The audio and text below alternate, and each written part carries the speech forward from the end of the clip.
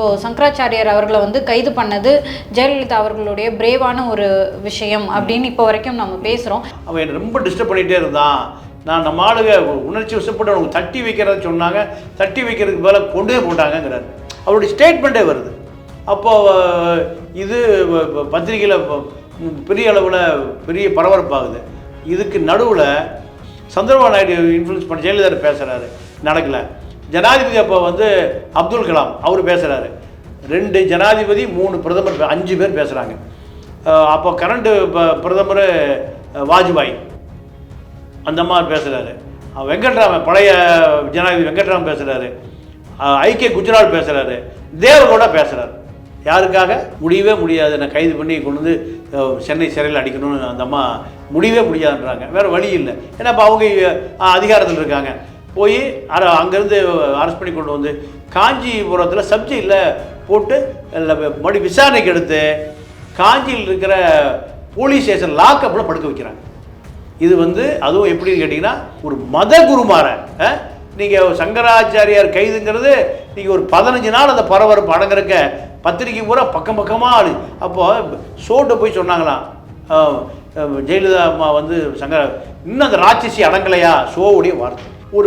ஒரு பெரிய பியூரோக்ரசி சமூகம், அதிகார மையம், அந்த அதிகார மையத்தினுடைய உச்ச தலையை பிடிச்சி கொண்டு ரிமாண்ட் பண்ணது காரணமே ஜெயலலிதா இல்லை, சசிகலா தான். 100 முறை எங்கே வேணாலும் சொல்லுவோம். அதாவது அரசியல் அறியாமையில் இருப்பவர்கள். அந்த அம்மாவுக்கு ஒரு 5-6 செக்ரட்டரிஸ் இருப்பாங்க, சிஎம் செக்ரட்டரிஸு. அவங்க அந்த அம்மா சொல்கிறத செய்வாங்க தவிர, அந்த அம்மாவுக்கு அந்த அம்மாவாக பார்த்து தெரிஞ்சால் தான் அந்த அம்மா முடிவுக்கு வருமே தவிர, மீதி எல்லா விஷயங்களையும் சொல்லக்கூடிய இடத்துல இருந்து யார்? சசிகலா தான். ஆக சங்கராமன் கொலை வழக்கம் சரி, நான் கஞ்சா 100 கிலோ கஞ்சா, 1 கிலோ 2 கிலோ இல்லை. இப்போ ஜட்ஜி கேட்குறேன்டா 100 கிலோ கஞ்சா வைக்க வரைக்கும் என்னையா பண்ணிட்டு இருந்தீங்க? அந்த அம்மா கேட்குறேன்.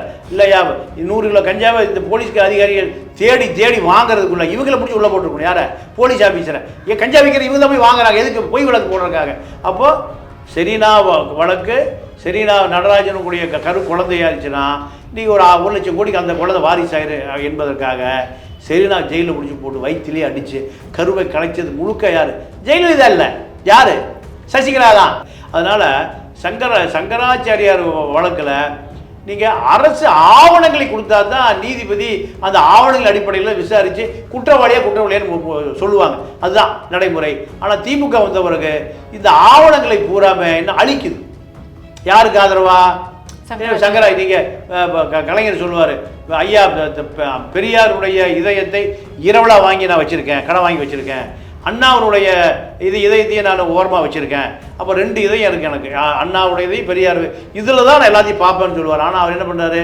சங்கராச்சி அவர் தான் காப்பாற்றுறாரு. அந்த வழக்கு நீர்த்து போகிறக்கும், அந்த வழக்கில் இருக்கிற ஆவணங்கள் காணாமல் போகிறக்கும், சாட்சிகள் காணாமல் போகிறக்கும் எல்லாத்துக்கும் காரணம் நீங்கள் கலைஞர் தான். என்ன காரணம் கேட்டிங்கன்னா, கலைஞருக்கான தேவைகள் அதிகமாக இருக்குது. சசிகலாவுடைய ஆதரவு தான், கவர்மெண்ட் சசிகலா ஆதரவு தானே. அப்போ இதெல்லாமே வந்து டெல்லி உன்னிப்பாக கண்காணிச்சுட்டு இருந்திருப்பாங்க. ஆனாலுமே அந்த அம்மா செஞ்ச ஒரே தவறு சங்கராச்சாரியார் கைது, சசிகலா. அப்போ முதல்ல யாருடைய கதை முடிஞ்சது? ஜெயலலிதா கதை முடிஞ்சது. 2வது சசிகலா கதை முடிஞ்சது. அவ்வளோதான்.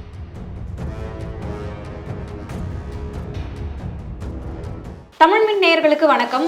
பொதுவாகவே ஜெயலலிதா அவர்கள் அப்படின்றவங்க வந்து ரொம்ப இரும்பு பெண்மணி அப்படின்னு சொல்லப்படுவாங்க. அவங்களுடைய அரசியல் வாழ்க்கையில் அவங்க ரொம்ப பிரேவாக எடுத்த முடிவு அப்படின்னா வந்து சங்கராச்சாரியார் அவர்களுடைய கைது. இது தொடர்பாக பேசுறதுக்காக பத்திரிகையாளர் பாண்டியன் அவர்கள் நம்மளோட இணைஞ்சிருக்காங்க. பேசலாம். வணக்கம் சார். வணக்கம். வணக்கம் சார். இப்போது இந்திய அரசியலில் முக்கியமான ஒரு இடம்னா சங்கர மடத்துக்கு இருக்குது. ஏன்னா அங்கே வந்து பிரதமர் ஆனோனையும் குடியரசு தலைவர் ஆனோனையும் எல்லாருமே அங்கே வந்து ஆல்மோஸ்ட் சந்திச்சிடுறாங்க. ஸோ இந்த சங்கர மடம் எப்படி உருவாக்கப்பட்டுச்சு? இந்த சங்கர மடம் என்பது அவருக்கு பேர் ஜெகத்குரு. ஜெகத் ஒரு இந்து மத தலைவர். இந்த ஒட்டுமொத்த இந்து மதத்துக்கு அவர் தான் முழுமையான ஆலோசகர். இந்த மத நடவடிக்கைகள், மத சம்பிரதாயங்கள் அனைத்தையும் வகுத்து கொடுக்கக்கூடியவர். 2வது ஒரு பெரிய அதிகார பீடம். இந்த இந்து மதத்தில் இருக்கக்கூடிய கலாச்சாரங்கள் முழுக்க, அதாவது இப்போ இந்த இந்தியாவை பொறுத்த வரைக்கும் 2 விஷயம் இருக்குது. வேதகாலமாக சங்ககாலமான 2 விஷயம் இருக்குது. சங்ககாலம் இல்லை வேதகாலம் தான், வேதகாலம் இல்லை சங்ககாலம் தான். இது ஏறக்குறைய ஒரு 2000 வருடமாக ஒரு பெரிய சர்ச்சையாக ஓடிட்டுருக்கு. அப்போது இந்த வேத காலம்தான் வேதம்தான் முதல் காலம், அதை நிறுவப்பட்டது தான் இந்த சங்கர மடம்.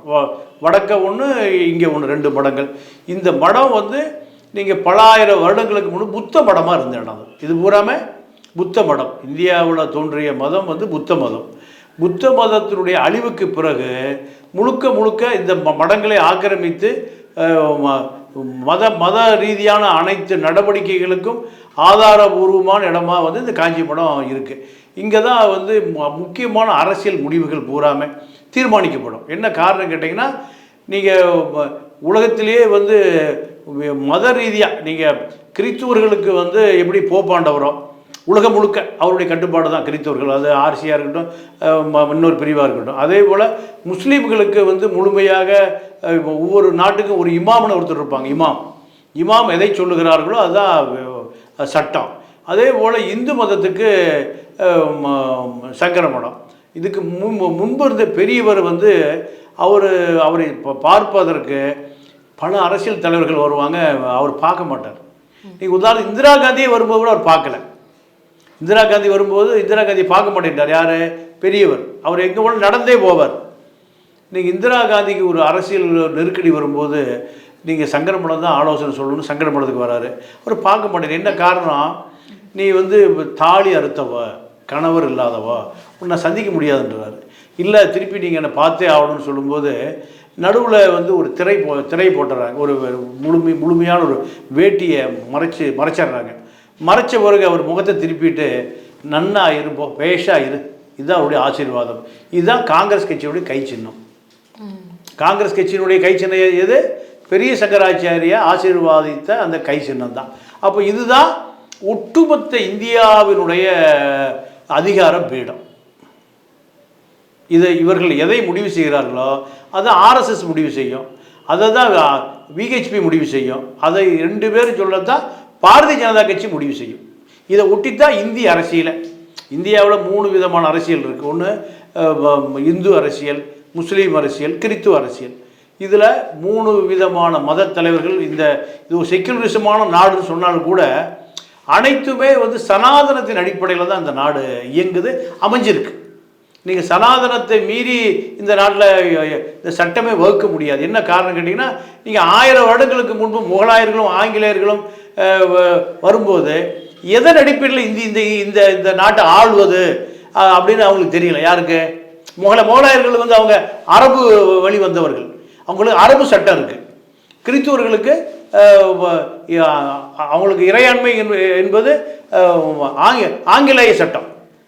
அவங்களுக்கு வந்து ஆணையிடுவது யாருன்னு கேட்டிங்கன்னா வத்திக்கன். அப்போது இந்து மத அடிப்படையில் எதை வைத்து இவர்கள் ஆள்வது என்று அவங்க குழம்பி போயிருக்கும்போது சனாதனம் அப்படிங்கிற ஒரு செட்டப்பை கொண்டு போய் நீங்கள் யார்கிட்ட கொடுக்குறாங்க? ஆங்கிலேயர், அதுக்கு முந்தைய வந்து முகலாயர்கிட்ட கொடுக்குறாங்க. அதன் அடிப்படையில் தான் இந்த இந்தியாவே கட்டமைக்கப்பட்டிருக்கு. அப்போ அது கட்டமைப்பதை கண்காணிப்பது சங்கர மடம். முன்னாள் பிரதமர் இந்திரா காந்தியை வந்து சந்திக்க மாட்டேன் அப்படின்னு சொன்னது வந்து சந்திரசேகர் சரஸ்வதி பெரியவர். ஸோ அதுக்கு இப்போ வந்து அங்கே வந்து அரசியல் முக்கியத்துவம் வாய்ந்தது மட்டும் இல்லாமல் கோடிக்கணக்கான பணமும் அங்கே புழங்குது இல்லை சார்? இல்லை, பணமும் அவங்களுக்கு ஒரு பெரிய விஷயமே இல்லை. காரணம், டாடா, பிர்லா, அம்பானி, கோயங்கா எல்லாமே அவங்க மடத்தினுடைய சிஷியர்கள். பணம் வேணும்னு கேட்டால் நீங்கள் ரிசர்வ் பேங்க்லேருந்து 1000 கோடி 2000 கோடி கொடுப்பதற்கு பல பெரிய தொழிலதிபர்கள் இருக்கிறாங்க. அப்போ அவங்களுக்கு பணம் ஒரு பெரிய விஷயமே இல்லை. நீங்கள் பெரிய சங்கராச்சாரியருக்கு கனகாபிஷேகம் பண்ணணும்னு சொல்லி நீங்கள் ரிசர்வ் பேங்க்லேருந்து நீங்கள் தங்க காசை ஒரு மூட்டையாக கொண்டு வந்தாங்க. பல 1000 கிலோ கொண்டு வந்து அவர் தலையில் கூட்டி கனகாபிஷேகம் பண்ணாங்க. எது? தங்க காசுகளை. அதுக்கு நீங்கள் இப்போ சென்னை ஏர்போர்ட்டில் இறங்கி அது பல கோடி ரூபா பொறுமானம் பண்ண தங்க காசு போகும்போது நீங்கள் ஐஜி பாதுகாப்பாக போனாங்க. ஐஜி அப்போது அவங்களுக்கு அதிகாரம் இருக்கிறதுனால எப்போ வேணாலும் மோடிகிட்ட பேச முடியும், எப்போ வேணாலும் அசோக் சிங்கால்கிட்ட பேச முடியும், உள்துறை அமைச்சர்கிட்ட பேச முடியும். அவ்வளோ பெரிய அதிகாரம் மையது. அப்போ அவங்களுக்கு பணம் ஒரு பெரிய விஷயமே இல்லை. ஜெயேந்திர சரஸ்வதி வந்து ஒரு கட்டத்தில் அங்கேருந்து வெளியேறிட்டாரு அப்படின்ற மாதிரி விஷயங்கள்லாம் சொல்லப்படுது இல்லையா? இதெல்லாம் உண்மையாங்க சார்? உண்மைதான். நீங்கள் அவரே ஒரு கட்டத்தில் தண்டத்தை தூக்கி போட்டு தலைக்காவரிக்கு போயிட்டாருன்னு அவர் மேலே ஒரு விமர்சனம்லாம் வந்தது. நீங்கள் விமர்சனத்திற்கு அப்பாற்பட்டவர் யாருன்னா பெரியவர் தான். பெரியவரை வந்து எந்த விமர்சனம் சொல்லுவா அவர் அதுக்கு நடந்தே போவார். எங்கே ஒரு தங்கி அவர் என்ன பண்ணுவார், அவரே சமைச்சு சாப்பிட்டுக்குவார். நீங்கள் அதோட இவரை கம்பேர் பண்ணும்போது நீங்கள் மலைக்கும் மடுவுக்கும் உள்ள வித்தியாசம். இப்போது சங்கராச்சாரியார் அவர்களை வந்து கைது பண்ணது ஜெயலலிதா அவர்களுடைய பிரேவான ஒரு விஷயம் அப்படின்னு இப்போ வரைக்கும் நம்ம பேசுகிறோம். இதை பற்றி விரிவாக சொல்ல முடியுமாங்க சார்? சங்கரராமன் கொலையில் வந்து அப்பு தான் முதல் குற்றவாளி. அப்பு வந்து சங்கராச்சாரியாருக்கு ரொம்ப நெருக்கமாக இருக்கார். அப்போ வந்து அவர் சொல்கிறார், இவர் அப்புக்கும் இரண்டாம் சங்கராச்சாரியாருக்குமான நட்பு தேவையில்லை. அவரும் சாமியார், முற்றும் துறந்தவர், உலகத்தில் இருக்கிற எல்லா ஞானத்தையும் தெரிந்தவர், அறிந்தவர். அவருக்கு ஆசா பாசங்கள் இல்லை, குழந்தை குட்டி இல்லை. அவருக்கு வந்து எந்த விதமான அனைவருமே ஒரே ஏழை பணக்காரன், படித்தவன் படிக்காதவன், மந்திரி, அது எல்லாமே ஒரே மாதிரி தான் அவருக்கு அங்கே மடத்துக்கு வந்தான். ஆனால் இவர் என்ன பண்ணுறாரு, அப்பு கூட ரொம்ப நெருக்கமாக இருக்கார். அப்போ அதை வந்து சங்கரராம தொடர்ச்சியாக, நான் முதல்ல சொன்ன குற்றச்சாட்டு தான், திருப்பி சொல்ல வேண்டியதில்லை. அதே குற்றச்சாட்டுகளை தொடர்ந்து புகாராக வந்த உடனே இவருக்கே தபால் போடுறாரு, நீ செய்வது நியாயமானு கேட்குறாரு. அப்போ அதுக்கப்புறம் நக்கீரனுக்கும் எழுதியிருக்காரு. இல்லை நக்கீரன் இது இன்வெஸ்டிகேஷன், அதாவது கொலை நடந்த பிறகு என்னுடைய நண்பர் தான் பிரகாஷ் தான் போகிறார். அப்போ இந்த கொலை நடந்த பிறகு தான் பிரகாஷ் போகிறார். அப்போ அவர் அப்புட கூட சொல்கிறார், ஏப்பா என்னை ரொம்ப டிஸ்டர்ப் பண்ணிகிட்டு இருக்கான், இவனை கொஞ்சம் தட்டி வைக்கணும். யாரை? சங்கரராமனை இவனை தட்டி வைக்கணும். ஜெயேந்திரன் சொல்கிறார். ஆமாம் இவனை தட்டி வைக்கணுங்கிறாரு. அப்போ அவர் அப்பு சரி விடுங்க சாமி நான் பார்த்துக்கிறேன் அப்படின்னு சொல்லிட்டு, இவங்களுக்கு வேலையே இதுதான். அவர் சந்தன மரம் கடத்தி ஜெயிலில் இருந்தால் செத்தார் அவர் அப்பு. அந்த அப்புங்கிறவர் எங்கன்னா ஹைதராபாத் ஆந்திரா ஜெயிலில் செம்மரம் கடத்தி பல கோடிகளை சம்பாரித்து சட்டத்துக்கு புறம்பாக செஞ்சு தான் ஜெயிலிருந்து செத்தார். அப்போது இவருக்கு நட்பே வந்து விபரீதமானது தான். அப்போ என்னை ரொம்ப டிஸ்டர்ப் பண்ணுறான் இந்த சங்கரராமனுக்கு தட்டி வைக்கிறாரு. தட்டி வைக்கிறவர் கோயில் பிரகாரத்துக்குள்ளேயே அந்த மடத்துக்குள்ளேயே இறந்து போகிறார். இறந்து போன பிறகு இந்த விஷயத்தை நக்கீரன் இன்வெஸ்டிகேஷன் புலனாய்வு பண்ணுறதுக்காக போகிறாங்க. அது என்னுடைய நண்பர் பிரகாஷம் போகிறாரு. போய் அவர்கிட்ட எல்லாம் கேட்குறாரு. அப்போ சின்ன டேப்பு தான், டேப் வச்சு கேட்கும்போது, ஆமாம் அவன் என்னை ரொம்ப டிஸ்டர்ப் பண்ணிகிட்டே இருந்தான், நான் நம்ம ஆளுங்க உணர்ச்சி வசப்பட்டு அவனுக்கு தட்டி வைக்கிறத சொன்னாங்க, தட்டி வைக்கிறதுக்கு மேலே கொண்டே போட்டாங்கங்கிறார். அவருடைய ஸ்டேட்மெண்ட்டே வருது. அப்போது இது பத்திரிகையில் பெரிய அளவில் பெரிய பரபரப்பாகுது.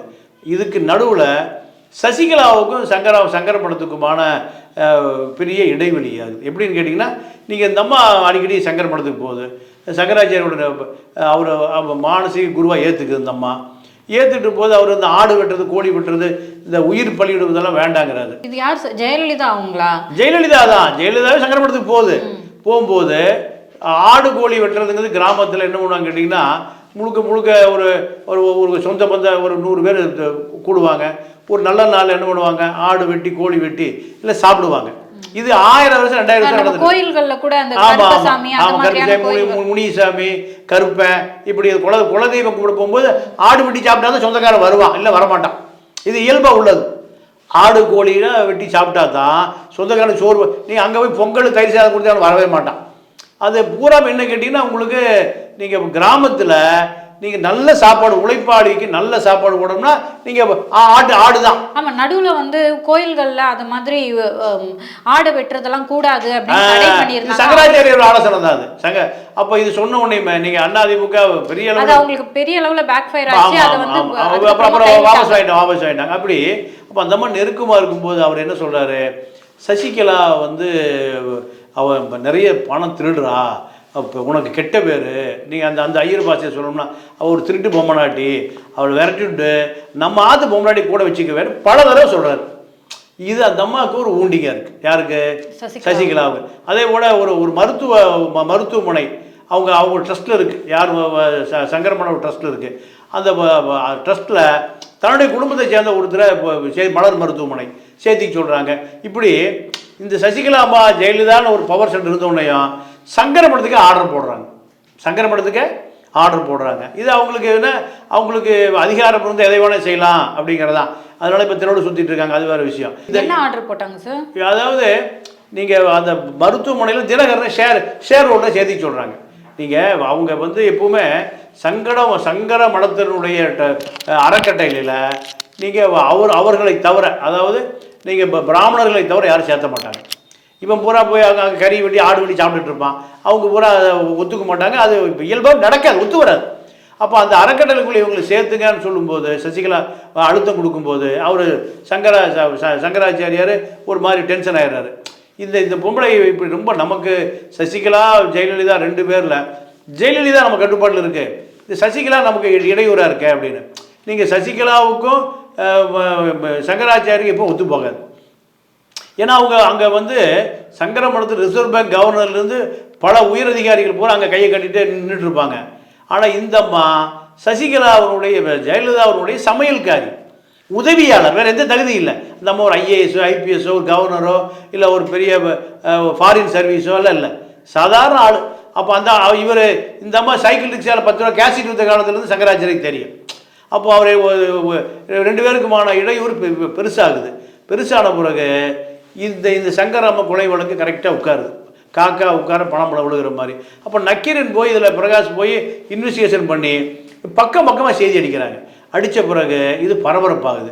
பரபரப்பான பிறகு குற்றவாளி சங்கராச்சாரியார் தான், அவர் தான் அப்பு வச்சு கொலை பண்ணாருன்னு சொன்னோடனையும் இந்த அம்மா என்ன பண்ணுறாங்க, இதுக்கு நடுவில் வந்து 5 பேரை வேற யாரும் 5 பேர் வந்து போய் போலி குற்றவாளி ஜெயேந்திரன் தன்னை தற்காத்துக் கொள்வதற்கு என்னெல்லாம் செய்ய முடியுமோ செஞ்சிருப்பாரு. ஸோ அப்படி செய்யும் போது 5 பேர் வேற போலி குற்றவாளிகளை ஆஜர்படுத்துறாங்க. அதாவது அது என்ன அப்புக்கு தொழிலே இதுதான். அவர் எப்பவுமே ஒரு 50 போலி குற்றவாளி இருப்பான். எத்தனை 5 எல்லாம் இல்லை, எவ்வளவு 50. நீங்கள் அப்பு வந்து ஆற்காடு வீராசாமிக்கு நெருக்கம், ஆற்காடு வீராசாமிக்கு நெருக்கம். அவர் கூட நீங்கள் அதிமுகலையும் நெருக்கம், திமுகலையும் நெருப்பான்.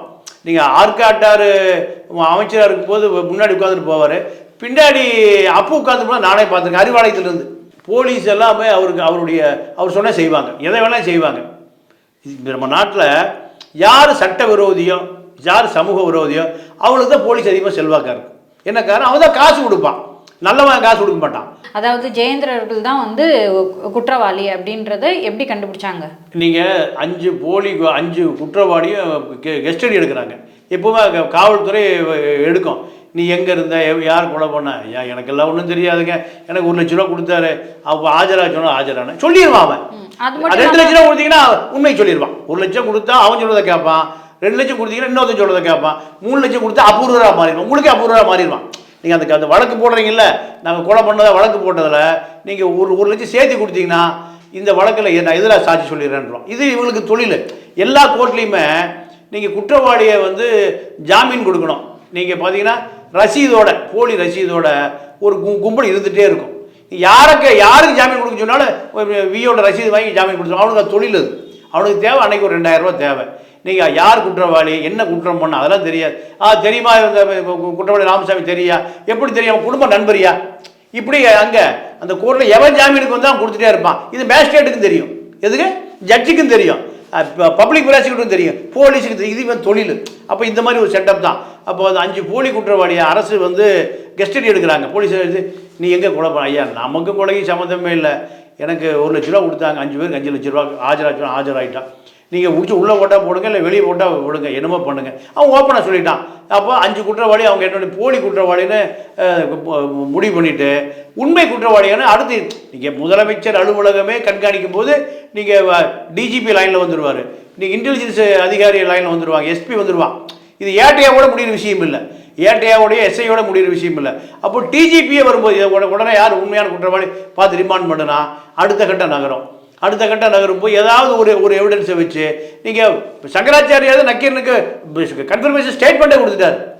நீங்கள் அது கொடுத்துட்டு அப்புறம் பதறாங்க, அந்த ஆடிட்டர் தான் பதறாரு, எங்க நக்கீரனுக்கு சொல்லிட்டீங்க, இது சொன்னால் இது அப்படியே செய்தி ஆயிருமேனு.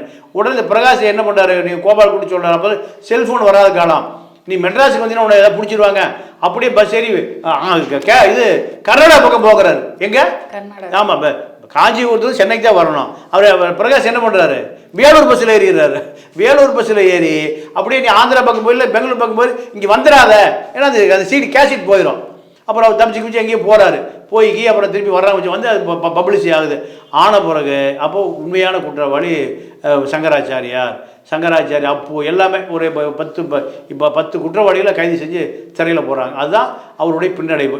கைது செய்த பிறகு அவர் நேரம் கைது செய்ய தெரிஞ்சோடனே ஆந்திரா போய் உட்காந்துறாரு.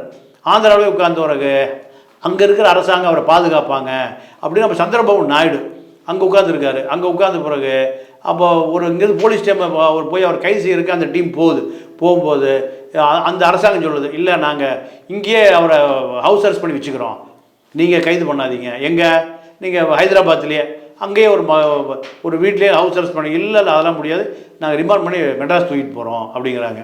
சந்திரபாபு நாயுடு இன்ஃப்ளூயன்ஸ் பண்ணி ஜெயலலிதா பேசுகிறாரு, நடக்கலை. ஜனாதிபதி அப்போ அப்துல் கலாம் அவர் பேசுகிறாரு. 2 ஜனாதிபதி 3 பிரதமர் 5 பேர் பேசுகிறாங்க. அப்போ கரண்ட்டு பிரதமர் வாஜ்பாய் அந்த மாதிரி பேசுகிறாரு. வெங்கட்ராமன் பழைய ஜனாதிபதி வெங்கட்ராமன் பேசுகிறாரு. ஐக்கிய குஜரால் பேசுகிறாரு. தேவகவுடா பேசுகிறார். யாருக்காக? ஜெயேந்திரனுக்காக. 5 பெரிய இந்தியாவினுடைய பிம்பங்களே பேசுது. முடியவே முடியாது, நான் கைது பண்ணி கொண்டு வந்து சென்னை சிறையில் அடிக்கணும்னு அந்த அம்மா முடியவே முடியாதுன்றாங்க. வேறு வழி இல்லை. ஏன்னா இப்போ அவங்க அதிகாரத்தில் இருக்காங்க. போய் அங்கேருந்து அரெஸ்ட் பண்ணி கொண்டு வந்து காஞ்சிபுரத்தில் சப்ஜெக்டில் போட்டு மறுபடி விசாரணைக்கு எடுத்து காஞ்சியில் இருக்கிற போலீஸ் ஸ்டேஷன் லாக்கப்பில் படுக்க வைக்கிறாங்க. இது அதுவும் எப்படின்னு கேட்டிங்கன்னா, ஒரு இந்து மத தலைவர் ஒரு தீபாவளி அன்னைக்கு நீங்கள் ஜெயலலிதா நினைத்தால் அடுத்த நிமிஷம் நடந்தே ஆகணும். நீங்கள் அந்த அம்மா காம்ப்ரமைஸே பண்ணாது. ஏன்னா தேவைகள் இல்லை. அது அப்போ எப்படி சார் பதட்டமாக இருந்துச்சு? ஏன்னா அவ்வளோ பெரிய செல்வாக்கு மிக்கவர், இத்தனை பிம்பங்கள் கொண்டவங்க பேசியிருக்காங்க அப்படின்னு சொல்லும்போது எப்படியாவது அந்த அம்மா கோபத்தில் இருக்காங்க, ஒரு 2 நாள் 1 நாள் விட்டுருவாங்க அப்படி எல்லாரும் எதிர்பார்த்தாங்க. நீங்கள் அசோக் சிங்கால் கிளம்பி வர்றாரு, எங்கே பாய்ஸ் கார்டருக்கு வர்றாரு. நீங்கள் அப்போ சட்ட அமைச்சர் அருண் ஜேட்லி அவர் அங்கே இந்தியாவுடைய சட்ட அமைச்சர் அருண் ஜேட்லி பாய்ஸ் கார்டில் உட்காந்துருக்காரு. இந்தியாவுடைய டிஃபென்ஸ் மினிஸ்டர் ஜார்ஜ் பெர்னாண்டஸ் அவர் நாங்களாம் அங்கே பார்த்தோம். அவர் அந்த தண்ணியை குடிச்சு அந்த காரில் ஏசியை போட்டு அப்படியே படுத்து கிடப்பார். நீங்கள் 4 மணி நேரம் 5 மணி நேரம் படுத்து கிடக்கிற அந்த அம்மா எப்படியாவது மனம் இறங்கி பார்க்கும், இந்த இவரை ரிலீஸ் பண்ணிடலான்னு அசைஞ்சே கொடுக்கல. இவ்வளோ ஸ்டப்பனாக இருக்கிறதுக்கு என்ன காரணம்? ஏன்னா ஒரே சமூகத்தை சேர்ந்தவங்க, இவங்களும் பார்ப்பனர், ஜெயலலிதா அவர்களும் பார்ப்பனர் அப்படின்னும் போது இந்த அளவுக்கு ஸ்டப்பனாக எப்படி அவங்களால இருக்க முடிஞ்சு? இல்லை, அந்த அம்மாட்ட அந்த தான் ஒரு பிராமண பெண்ணுங்கிற உணர்வே இல்லை அந்த அம்மாட்ட எப்பவுமே. அந்த அம்மாவுக்கு நீங்கள் எம்ஜிஆர் மலையாளின்னு சொல்லவே முடியாது, எம்ஜிஆரை மலையாளின்னு சொல்லவே முடியாது. அதே போல் இந்த அம்மாவை பிராமண பெண்ணு சொல்லவே முடியாது. என்ன காரணம் கேட்டிங்கன்னா, அதை தாண்டி அந்த அம்மா இந்த மக்கள்கிட்ட அவ்வளோ அந்யோன்யமாக இருந்து. நீங்கள் 2 பிம்பங்கள் தான், அதாவது எந்த விதமான எதிர்பார்ப்புமே இல்லாமல் உறுதித்தன்மையோடு ஜெயலலிதா நிற்பதற்கு என்ன காரணம்? தேவைகள் இல்லை. நீங்கள் காமராஜோட நீங்கள் கக்கனோட ஓமந்தூராரோட குமாரசாமி ராஜாவோட ஏன் ஒப்பிடுறன்னு கேட்டிங்கன்னா அவங்களுக்கு தேவை கிடையாது, அவங்களுக்கும் தேவை கிடையாது. இந்த பாபு தேவை கிடையாது. நீங்கள் ஒரு ரோட்டில் ஒரு சாமியார் படுத்து கிடக்கிறாரு, அவருக்கு என்ன தேவை இருக்கும்? தூக்கி எரிஞ்சு போய் எங்கேயாவது பைப்பை ரோட்டு பைப்பில் குளிச்சுட்டு திருப்பி போய் அம்மா சோறு போடணும், யாராவது கொஞ்சம் சோறு போட சாப்பிட்டு மறுபடியும் மறந்துட்டு படுத்துக்குவார். அவங்களுக்கு தேவையே இல்லை. அவங்களுக்கு போலீஸோ ராணுவமோ இன்கம் டேக்ஸோ என்ஃபோர்ஸ்மெண்ட்டோ அதே நிலைமை தான் யாருக்கு? ஜெயலலிதாவுக்கு. அதே நிலைமை தான் எம்ஜிஆருக்கு.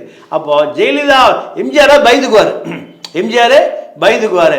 இந்த அம்மா பயம்னா என்னன்னே தெரியாதம்மா. அப்போது இந்த சங்கரமட விஷயங்கள் பூராமல் யாருக்காக பண்ணிச்சுன்னு கேட்டிங்கன்னா சசிகலாவுக்காக. அதாவது சங்கராச்சாரியால் இருந்திருந்தால், அதிகாரத்தில் இருந்திருந்தாருன்னா சசிகலாவை வெளியே அனுப்பிச்சிருப்பார். சசிகலாவை, ஏன்னா அவருக்கு ஒட்டுமொத்தமான அதிகார மையம் அவர். அப்போ ஜெயலலிதாவிட்டிருந்து சசிகலாவை பிரிச்சிருப்பார். அதுதான், வேற எந்த கோபம் இல்லை. நீங்கள் சாமியை விட பூசாரி தான் முக்கியம். நீங்கள் சசிகலா வழியாக தான் போய் ஜெயலலிதா பார்க்க முடியுமே தவிர நேரடியாக யாரும் பார்த்தா வரலாறு இல்லை. சசிகலா தான், சசிகலா நினைத்தவர்கள் தான் எம்எல்ஏ ஆயிருக்காங்க, எம்பி ஆயிருக்கான், மந்திரி ஆயிருக்கான், நீங்கள் முதலமைச்சராக இருக்கா யார்? ஓபிஎஸ் எடப்பாடியும்.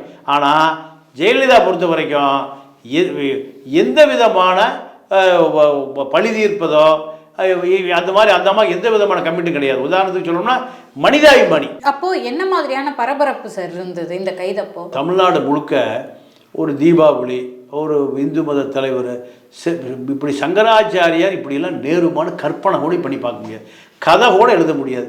அப்போது லாக்கப்பில் படுக்க வச்சுருக்காங்க. எங்கே காஞ்சிபுரம் லாக்கப்பில் மரம் கடத்துறவன், ஹவுஸ் பிரேக்கிங் பண்ணுறவன், பிட்பேக்ட் அடிக்கிறவனோட அவர் படுத்து வச்சுருக்காரு. இதை கற்பனையே பண்ண முடியல. அப்போது தமிழ்நாடு முழுக்க அடுத்து என்ன நடக்கும், அடுத்து என்ன நடக்கும், ஒரே பரபரப்பு. அப்போது போலீஸு வந்து முழுமையாக சங்கராச்சாரியாருக்கு எதிராக தோண்டி துருவி இந்த கேஸில் எப்படியாவது தண்டனை வாங்கி கொடுக்கணும், எப்படியாவது கன்விஷன் பண்ணணும் அப்படின்னு அனைத்து ஆதாரங்களையும் தேடி தேடி பிரேம்குமார் ஒருத்தர், சக்திவேல் ஒருத்தர், 2 பேர் போலீஸ் உயர் அதிகாரிகள். இவர் ரெட்டியார், அவர் தலித்து, 2. அதாவது இவங்க இதெல்லாம் நீங்கள் ஜெயலலிதாவுடைய நாலேஜெல்லாம் இல்லை. அது சக்திவேல் வந்து ஒரு தலித் அதிகாரி. நம்ம அதிகாரி மனிதர்கள் தான், நம்ம தலித்து கிழித்து எல்லாம் பார்க்குறதில்ல. போய் சாமி நீங்கள் வரலைன்னா உங்களை தூக்கிட்டு போகணும் அப்படின்னாராம். யார்? சக்திவேல். ஐயோ என்னை தொட்டுறாத, நான் வந்துடுறேன், எங்கே கூப்பிடே நான் வந்துடுறேன். ஏன்னா வரமாட்டேங்கிறார் அவர். நீங்கள் ஆந்திரா பிரிந்து போகாத ஆந்திரா. அப்போ இல்லை, அப்போ ஆந்திரா அரசு அவர் சப்போர்ட் பண்ணுது. இல்லை இல்லை இல்லை நீங்கள் வரலைன்னு நான் தூக்கிட்டு போயிடுவேன் அப்படின்னு. அப்போ மறுபடியும் தான் வர்றாரு. அப்போது இது வந்து அந்த நேரத்தில் என்ன அடுத்த நிச்சயம் தெரிஞ்சுக்கிறதுக்காக கிராமத்தில் இருக்கிறவங்க கூட ஆர்வமாக இருந்தான். ஏன்னா இது இப்படிலாம் நடக்குமான்னு கற்பனை கூட பண்ணி பார்க்க முடியாது. ஜெயலலிதா கருணாநிதி அரெஸ்ட் பண்ணுவார், கருணாநிதி ஜெயலலிதா அரெஸ்ட் பண்ணோம், ஒரு மந்திரி அரெஸ்ட் பண்ணுவாங்க. இதுதான் நடக்குமே தவிர ஒரு மத குருமார நீங்கள் சங்கராச்சாரியார் கைதுங்கிறது நீங்கள் ஒரு 15 நாள் அந்த பரபரப்பு அடங்குறக்க பத்திரிக்கை பூரா பக்கமாக ஆளு. அப்போது ஷோட்டை போய் சொன்னாங்களாம், ஜெயலலிதா அம்மா வந்து இன்னும் அந்த ராட்சசி அடங்கலையா, ஷோவுடைய வார்த்தை எனக்கு அங்கேருந்து வந்த தகவல். அப்போது அவர் எவ்வளோ கோபமாக இருந்திருக்காருன்னு பாருங்கள். யார்?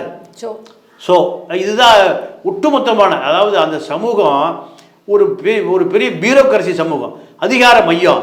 அந்த அதிகார மையத்தினுடைய உச்ச தலையை பிடிச்சி கொண்டு ரிமாண்ட் பண்ணது காரணமே ஜெயலலிதா இல்லை, சசிகலா தான். 100 முறை எங்கே வேணாலும் சொல்லலாம். அதாவது அரசியல் அறியாமையில் இருப்பவர்கள் தான் கன்வின்ஸ் பண்ணியிருப்பாங்கன்னு நீங்கள் நினைக்கிறீங்க சார் ஜெயலலிதா அவர்கள்? அதாவது பல உதாரணங்களை சொல்லலாமா? ஜெயலலிதா எதை செய்ய வேண்டும் என்று சசிகலா நினைக்கிறதோ அதை உடனே செய்வாங்க. உதாரணத்துக்கு செரீனா வழக்கு. இந்த செரீனா வழக்கு வேற, சங்கராச்சாரிய வழக்கு வேற. செரீனா வந்து நடராஜன் திருமணம் பண்ணாமல் கரு உருவாயிருச்சு. அப்போ அந்த குழந்தை இந்த சொத்துக்கு வாரிசாக வந்துடும். வேற எந்த நோக்கம் இல்லை இவங்களுக்கு. பூராமே பணம் தான். நீங்கள் 5 லட்சம் கோடியை நீங்கள் 25 வருஷமாக திருடியிருக்காங்கன்னா நீங்கள் அது இன்னைக்கு என்ஃபோர்ஸ்மெண்ட்டு ஒரு 1000 கோடி எடுத்துக்கிறான், 2000 கோடி எடுத்துகிட்டே தான் இருக்கான். இது தங்கச்சுரங்க மாதிரி எங்கேயோ வெட்டி எடுத்துகிட்டே இருக்காங்க. அப்போ ஏது பணம்னா இந்த மக்களுடைய காசு அப்படியே கொள்ளையடிச்சு சேர்த்துக்கிட்டா தான். இப்போ இன்னைக்கு ஜெயலலிதாவுக்கு ஏதாவது அந்த அம்மா தங்கியிருந்த பாய்ஸ் கார்டன் வீடு கூட தீபாவளி விற்க போகிறாங்க. அப்போது இதே கதை தான் எம்ஜிஆர் நீங்கள் ராமவரம் தோட்டத்தில் இல்லாத மந்திரிகளோ அது அரசியல் அதிகாரமோ இல்லை. இப்போ அது அங்கே என்ன இருக்குது? இப்போ ஆர்வம் இல்லாமல் கிடக்கு ராமவரம் தோட்டம். இப்போ அதே நிலைமை எதுக்கு வந்துருச்சு? பாய்ஸ் கார்டனுக்கு வந்துருச்சு. ஆக ஜெயலலிதாவுடைய அந்த ஆளுமை என்பது அந்த அம்மா நீங்கள் எதை நினைச்சாலும் செய்வாங்க. உதாரணத்துக்கு டெல்லி போய் டீ பார்ட்டி, பிஜேபி கவர்மெண்ட்டை கவுந்து போச்சு. என்ன காரணம்? அவங்களுக்கு எது படுதோ அதை உடனே செய்வாங்க. இது ஜெயலலிதாட்ட உள்ள இயற்கையான குணம். நீங்கள் அவங்கள வந்து விஷயத்தை கொண்டு போய் சேர்த்திட்டிங்கன்னா சரி, சொல்லப்படுகிற ஆள் தான். அப்போ சசிகலா 24 மணி நேரம் அந்த அம்மா கூட இருக்குது. அது வந்து சங்கராச்சாரிய அதை பண்ணிட்டாரு சொல்லிட்டீங்கன்னா அது ஒரு டென்ஷன் பார்ட்டி. நீங்கள் எப்பவுமே கலைஞரை சொல்லி செய்விக்க முடியாது. அவர் இப்போ 100 கணக்கு போடுவார். கலைஞர் 100 கணக்கு போடுவார். இந்த அம்மா பொறுத்த வரைக்கும் சூதுவாதே தெரியாது, கண்ணிங்கே தெரியாது. நீங்கள் டிப்ளமசிக்கிறாங்கள, அது அரசியலில் ராஜதந்திரங்க அதே தெரியாது. நல்லவன் கெட்டவன். நல்லவனாக இருந்தால் அடுத்த நாள் காலையில் அவன் மந்திரி, அவன் தப்பாக இருந்தாலும் அடுத்த நாள் காலையில் தெருவுக்கு வந்துடுவான். இதுக்கு நடுவில் காம்ப்ரமைஸே கிடையாது. நீங்கள் அந்த அம்மா இருக்கிற காலத்தில் எந்த ஜாதியும் டாமினேஷன் பண்ண முடியாது. அந்த அம்மாவே மிரட்டியெல்லாம் நீங்கள் அதிகாரத்துக்கு வர முடியாது. நாங்கள் இத்தனை ஜாதி இருக்கோம், இத்தனை எம்எல்ஏ வேணும்லாம் கேட்கவே முடியாது. நாங்கள் சிறுபான்மையாக இருக்கோம். நீங்கள் ஒரு முறை இவர் இப்போ இருக்க தமிழ் மகன் ஹுசேன் போய் சொல்கிறாம்மா, நாங்கள் உங்களை கண்காணிச்சதில் நீங்கள் சரியாக இருக்கீங்கம்மா, அதுக்கு நாங்கள் உத்தரவாதம் கொடுத்தோம், நீ சரியாக இருக்க போய் அவங்க வேலையை வேண்டாம் போயின்றுச்சு. இப்போ இருக்க ராஜா ஹுசேன், இப்போ தமிழ் மகன் ஹுசேனை எங்களுடைய சமூகம், நீங்கள் எங்களுக்கு சமூகத்துக்கு உதவியாக இருக்கீங்கன்னு நாங்கள் எல்லாம் முடிவு பண்ணிட்டு தான் நாங்கள் உங்களை ஆதரிக்கிறோம். ஓ, நீ முடிவு பண்ணி என்ன ஆதரிக்கிறியா, உங்கள் ஆதரவோட போயான்ட்டு. அப்போது அந்த அம்மாட்ட அதாவது நேராக, அதாவது வளைக்க முடியாத இரும்பு கம்பியை போல அந்த அம்மாவுடைய எண்ணம். அதனால் சங்கராச்சாரியார் மேட்ரை, செரீனா மேட்ரு ரெண்டையுமே யாருக்கா பண்ணுது இந்த அம்மா? சசிகலாவுக்கு தான். நீங்கள் அரசியல் அறியாமல் இருக்கிறவங்க தான் இதை சொல்லுவாங்களே தவிர எடுப்பார் கைப்புள்ளை யாரு? ஜெயலலிதா. நீங்கள் அந்த அம்மாவுக்கு இன்னொரு ஆசையை விட்றாங்க. நீங்கள் ஒரு 40 MP ஜெயிச்சா நீங்கள் பிரைம் மினிஸ்டர் ஆகிடலாம். ஏன்னா வைகே குஜராத் ஆனார், தேவகவுடா ஆனார். தேவகவுடா ஒரு யாருமே இல்லை, அவர் அதே போல் நீங்கள் பிரைம் மினிஸ்டர் ஆகிடலாமா அப்படின்னு சொல்லி 2014 நீங்கள் அந்த அம்மாவுக்கு தூவ போட்டோன்னே அந்த மூடுக்கு வந்துருச்சு, டெல்லியில் போய் உட்காந்துக்கலான்னு. அப்போது இதெல்லாம் யார் இப்போ தூவம் போட்டு? நீங்கள் ஜெயலலிதா போய் யாருமே பேசி கன்வின்ஸ் பண்ணி அரசியல் ஆலோசனை பண்ணவே முடியாது. செய்யக்கூடிய யார் பக்கத்தில் இருந்த அக்கான்னு யார் பண்ணுவா? சசிகலா தான் பண்ண முடியும். நீங்கள் அந்த அம்மாட்ட போய் அரசியலாம் பேசவே முடியாது. அந்த அம்மா எதை பேசுதோ அதை அப்படியே கேட்டு வரணுமே தவிர அந்த அம்மாவுக்கு ஆலோசனை சொல்லக்கூடிய இடத்துல யாருமே இல்லை. அந்த அம்மாவுக்கு ஒரு 5-6 செக்ரட்டரிஸ் இருப்பாங்க, சிஎம் செக்ரட்டரிஸு. அவங்க அந்த அம்மா சொல்கிறத செய்வாங்க தவிர அந்த அம்மாவுக்கு அந்த அம்மாவாக பார்த்து தெரிஞ்சுக்கிட்டா தான் அந்த அம்மா முடிவுக்கு வருமே தவிர மீதி எல்லா விஷயங்களையும் சொல்லக்கூடிய இடத்துல இருந்து யார்? சசிகலா தான். ஆக சங்கராமன் கொலை வழக்கம் சரினா கஞ்சா 100 கிலோ கஞ்சா, 1 கிலோ 2 கிலோ இல்லை. இப்போ ஜட்ஜி கேட்குறேன்டா 100 கிலோ கஞ்சா வைக்க வரைக்கும் என்னையா பண்ணிட்டு இருந்தீங்க? அந்த அம்மா கேட்குற இல்லையா 100 கிலோ கஞ்சாவை இந்த போலீஸ்க்கு அதிகாரிகள் தேடி வாங்குறதுக்குள்ள இவங்களை பிடிச்சி உள்ளே போட்டுருக்கணும். யாரை? போலீஸ் ஆஃபீஸரை. ஏன் கஞ்சா வைக்கிற இவங்க தான் போய் வாங்குறாங்க, எதுக்கு? பொய் வழக்கு போடுறதுக்காக. அப்போது செரீனா வழக்கு, செரீனா நடராஜனுடைய கரு குழந்தையாச்சுன்னா நீங்கள் ஒரு 1 லட்சம் கோடிக்கு அந்த குழந்தை வாரிசாயிரு என்பதற்காக செரீனா ஜெயிலில் பிடிச்சி போட்டு வயிற்றிலே அடித்து கருவை கலைச்சது முழுக்க யார்? ஜெயலலிதா இல்லை. யார்? சசிகலா தான். நீங்கள் நடராஜன் இருந்தால் என்ன, சொத்து போனால் என்ன, ஜெயலலிதாவுக்கு என்ன இருக்குது? ஒன்றுமே தேவையில்லை. யாருக்காக நம்ம பண்ணுச்சு? சசிகலாவுக்காக. சங்கரம்மா கேஸ் அதே தான். பாண்டிச்சேரியில் தான் ஜெயேந்திரர் வந்து அப்பீல் ஆகிறார் இந்த கேஸ் இல்லையா? ஆமாம். அதுக்கப்புறம் பார்த்தீங்கன்னா திமுக ஆட்சியில் தான் அவர் குற்றமற்றவர்னு வெளியே விடுறாங்க. ஆமாம், ராமசாமி ஜட்ஜு. ஆமாம் ஆமாம். அதாவதுமா இப்போ என்ன, நம்ம நீதித்துறை விமர்சனமே பண்ணக்கூடாது. அது வந்து நம்ம இந்த மக்கள் வந்து இப்போ நம்பிக்கையோடு இருக்கிறது நீதித்துறை தான். என்ன காரணம் கேட்டிங்கன்னா, இந்தியாவுடைய 4 ஜனநாயக தூண்கள், 4ல் 3 வந்து உளுத்து போச்சு. ஒன்று நிர்வாகம், ஐஏஎஸ் ஐஏஎஸ் ஐபிஎஸ், அதே போல் அரசியல், சட்டமன்றம், ஜனநாயகம், பாராளுமன்றம் எல்லாமே எல்லாம் குற்றவாளிகளாக வந்துட்டாங்க. இப்போ 3வது வந்து மீடியாவில் வந்து எல்லாமே தப்பாக இருக்குது, உண்மைக்கு புறம்பாக இருக்குது. நீங்கள் மீடியா பூரா யார்கிட்ட வந்துருக்குன்னா பெரிய கார்ப்பரேட் முதலாளின்னு வந்துருச்சு. அவன் கார்ப்பரேட் முதலாளிகள் மக்களுக்கு எதிராக பணம் பண்ணுவதற்காக வச்சுருக்கான். அப்போ கடைசியாக இருக்கிறது நீதித்துறை தான். இப்போ நீதித்துறை வந்து நம்ம மக்கள் உண்மையாகவே வந்து பெரிய நம்பிக்கை வச்சுருக்காங்க நீதித்துறை மேலே. அதனால் சங்கராச்சாரியார் வழக்கில் நீங்கள் அரசு ஆவணங்களை கொடுத்தா தான் நீதிபதி அந்த ஆவணங்கள் அடிப்படையில் விசாரித்து குற்றவாளியான்னு சொல்லுவாங்க. அதுதான் நடைமுறை. ஆனால் திமுக வந்த பிறகு இந்த ஆவணங்களை பூராம என்ன அழிக்குது. யாருக்கு ஆதரவா? சங்கரா. நீங்கள் கலைஞர் சொல்லுவார், ஐயா பெரியாருடைய இதயத்தை இரவலாக வாங்கி நான் வச்சுருக்கேன், கடன் வாங்கி வச்சுருக்கேன். அண்ணாவுடைய இதயத்தையும் நான் ஓரமாக வச்சுருக்கேன். அப்போ 2 இதயம் இருக்குது எனக்கு, அண்ணாவுடைய இதையும் பெரியார், இதில் தான் நான் எல்லாத்தையும் பார்ப்பேன்னு சொல்லுவார். ஆனால் அவர் என்ன பண்ணுறாரு? சங்கராச்சி அவர் தான் காப்பாற்றுறாரு. அந்த வழக்கு நீர்த்து போகிறக்கும், அந்த வழக்கில் இருக்கிற ஆவணங்கள் காணாமல் போகிறக்கும், சாட்சிகள் காணாமல் போகிறக்கும் எல்லாத்துக்கும் காரணம் நீங்கள் கலைஞர் தான். என்ன காரணம் கேட்டிங்கன்னா, கலைஞருக்கான தேவைகள் அதிகமாக இருக்குது. அரசியல் தேவை, அதிகார தேவை, குழந்தை குடி பணம் சேர்த்த வேண்டிய தேவை, இப்போ ட்ரஸ்ட்டில் பணம் இருக்குது அதை காப்பாற்ற வேண்டிய தேவை, என்ஃபோர்ஸ்மெண்ட் தேவை, இப்படி பல தேவைகள் இருக்கிறதுனால நீங்கள் சங்கர மடத்தினுடைய தேவையும் அவருக்கு இருக்குது. ஆனால் ஜெயலலிதாவுக்கு எந்த தேவையும் இல்லை. அவர் தான் கொலை செஞ்சாரு அப்படின்னு சொல்லிட்டு பல கட்ட போராட்டத்துக்கு அப்புறமா அவரை வந்து கைது பண்ணியிருக்காங்க. ஆனால் அவர் குற்றமற்றவர்னு வெளியே விடணும்னா இப்போ இதில் நக்கீரன் பிரகாஷ் அவர்கள்லாம் எந்த அளவுக்கு உழைச்சிருக்காருன்னு நீங்கள் சொன்னீங்க. ஸோ அது எல்லாத்தையுமே எப்படி அவங்களால சரி கட்ட முடிஞ்சது? சாதாரணமாக சங்கராச்சாரியர் வழக்கு மட்டும் இல்லை, நீங்கள் ஆவணங்கள் தான். நீங்கள் 2 விஷயம் என்னென்னு கேட்டிங்கன்னா, நீதிபதிகள் தேடி போய் சாட்சியெல்லாம் தேடிலாம் கண்டுபிடிக்க மாட்டாங்க, ஆவணங்களை கண்டுபிடிக்க மாட்டாங்க, சாட்சியங்களை கண்டுபிடிக்க மாட்டாங்க. நீங்கள் எல்லாம் அவங்க டேபிளுக்கு வரணும். அவங்க இருக்கிற அந்த நீதி அரசர்கள் என்ன பண்ணுவாங்க, அவங்களுக்கு கொடுக்கக்கூடிய சாட்சிகள், ஆவணங்கள், மறைந்து போன சில தடய அறிவியல், இப்படியான பல விஷயங்களெல்லாம் பார்த்து தான் ஒரு முடிவு பண்ணுவாங்க. இது யார் கொடுப்பாங்க? அரசு தான் கொடுக்கும். அரசு யார்கிட்ட இருக்குது? கலைஞர் அரசு. அப்போ இந்த ஆவணங்களை எல்லாத்தையுமே அழிச்சிடுறாங்க. அழிக்கும்போது எந்த தடையுமே இல்லைன்னா நீதிபதி என்ன பண்ணுவார்? நான் ஆவணங்கள் அடிப்படையில் பார்க்கும்போது இவர் தான் கொலை செஞ்சாருன்னு எந்த விதமான சாட்சியம் நிரூபிக்க முடியல. ஸோ சங்கரராமன் வந்து சரியாக நடந்துக்கங்க அப்படின்னு சொன்னதுக்கு தான் இப்போ கொல்லப்பட்டிருக்காரு. ஸோ அவருடைய கொலைக்கான நீதி அப்படின்றது கடைசி வரைக்கும் கிடைக்கல. இல்லை. அது என்ன காரணம்? நீங்கள் நீங்கள் எல்லா விஷயத்திலையுமே அவர் அரசியல் இருக்குது இந்தியா பொறுத்த வரைக்கும். திமுக அரசுக்கு என்ன மாதிரியான நெருக்கடி இருந்துச்சு அவர் வெளியே விட்டா? நெருக்கடியெல்லாம் கிடையாது, திமுகவுக்கு நெருக்கடியெல்லாம் கிடையாது. இதில் என்னென்னா கலைஞரை வழியை போய் காப்பாற்றுறாரு, வழியை போய் காப்பாற்றுறாரு. என்ன காரணம் கேட்டிங்கன்னா, இப்படி நம்ம அவர் வழியை காப்பாற்றணும்னா நமக்கு ஏதோ ஒரு வழியில் டெல்லியில் நமக்கு சங்கராஜா லாபி பண்ணி நம்மளை காப்பாற்றுவார். கலைஞர் மேலே எந்த வழக்கும் நிரூபிக்கப்படவில்லையே, ஜெயலலிதா மேலே வழக்கு நிரூபிக்கப்படுது. ஒரு ஒரு ஒரு பிராமண பெண்ணு மேலே நீங்கள் ஒரு வழக்கு நிரூபிக்கப்பட்டு குற்றம் சாட்டப்பட்டு சிறைக்கு போகிறாங்க. அந்த அம்மா 2014 தள்ளாத வயசு, சிறைக்கு போன பிறகு அவங்க நொறுங்கி போகிறாங்க. அந்த அம்மா நொறுங்கி போய் தான் அந்த அம்மாவுக்கு ஒரு மரணம் வருது. அப்போது இதுக்கு பின்னணியில் என்னென்னு கேட்டிங்கன்னா, ஒரு பெரிய பியூரோக்ரசி இயங்கிட்டே இருக்கும். ஆனால் கலைஞர் வந்து எல்லா கூட காம்ப்ரமைஸ் ஆகிக்குவார். கலைஞர் எல்லாத்து கூடயுமே எதை இழந்தாலும் சரி தன்னை காப்பாற்றிக்கணும், அவர் தான். அப்போ இந்த அம்மா காம்ப்ரமைஸ் ஆகலை. கலைஞர் இந்த டான்ஸி கேஸு மாதிரி எந்த வழக்கம் அவர் மேலே இல்லாத வழக்கே இல்லை. நீங்கள் பல வழக்கு இருக்குது அவர் மேலே, ஆனால் எதுக்கும் அவர் தண்டனை பெறவே இல்லை. இந்த அம்மா தண்டனை பெறும். என்ன காரணம்?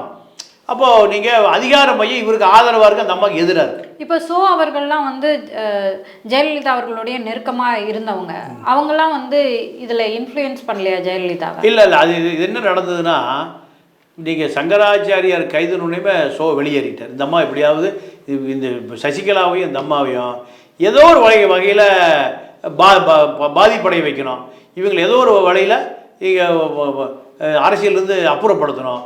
எதுக்காக நம்ம கொண்டு வந்தோமோ, நம்ம சமூகத்துக்கான ஆதரவு தளத்தை உருவாக்குவதற்காக இந்த அம்மா கொண்டு வந்தோம். நம்ம சமூகத்து பெண் இவன் நம்மளை பாதுகாப்பான்னு பார்த்தா நமக்கு எதிராக இருக்கா, அதனால் இது எப்படியோ அப்புறப்படுத்தணும்னு அவர் கடைசி வரைக்கும் இந்த ஆட்கள் பூராமே முழு மூச்சை வேலை செஞ்சாங்க. அதனால தான் அந்த அம்மாவுடைய மரண காலத்தில் கூட எந்த விதமான உதவியும் கிடைக்கல அந்த அம்மாவுக்கு. எப்படி மரணம் நடந்து முழுக்க சசிகலா கட்டுப்பாட்டுக்கு போயிடுச்சு. அவங்களுக்கு தெரியும், நீங்கள் ஐபி இன்டெலிஜென்ஸ் பியூரோ டெல்லியினுடைய எல்லா தகவலும் 5 நிமிஷத்துக்கு ஒருக்கா டெல்லிக்கு போயிடும். அந்த டாக்டர்லாம் என்ன மருந்து போட்ட என்ன ஊசி போட்ட சொல்லு, அப்போலோ ரெட்டியில் 1/2 மணி நேரத்தில் ஐபி பொசிஷன் எடுத்துருவாங்க. இல்லைன்னா அப்போலோ ரெட்டி ஜெயிலுக்கு போயிடுவார். அவ்வளோ முறைகேடு நடக்குதுருக்கு. நீங்கள் அப்போலோ ஆஸ்பத்திரி, அந்த மவுண்ட் ரோடு ஆஸ்பத்திரி மட்டும் ஏறக்குறைய ஒரு 1 லட்சம் ஸ்கொயர் ஃபீட்டு கூவத்தை மறைச்சு கட்டியிருக்காங்க. இதெல்லாம் யாருடைய ஆதரவு? சசிகலாவுடைய ஆதரவு தான், கவர்மெண்ட் சசிகலா ஆதரவு தானே. அப்போ இதெல்லாமே வந்து டெல்லி உன்னிப்பாக கண்காணிச்சுட்டு இருந்திருப்பாங்க. ஆனாலுமே அந்த அம்மா செஞ்ச ஒரே தவறு சங்கராச்சாரியார் கைது, சசிகலா. அப்போ முதல்ல யாருடைய கதை முடிஞ்சது? ஜெயலலிதா கதை முடிஞ்சது. 2வது சசிகலா கதை முடிஞ்சது. அவ்வளோதான்.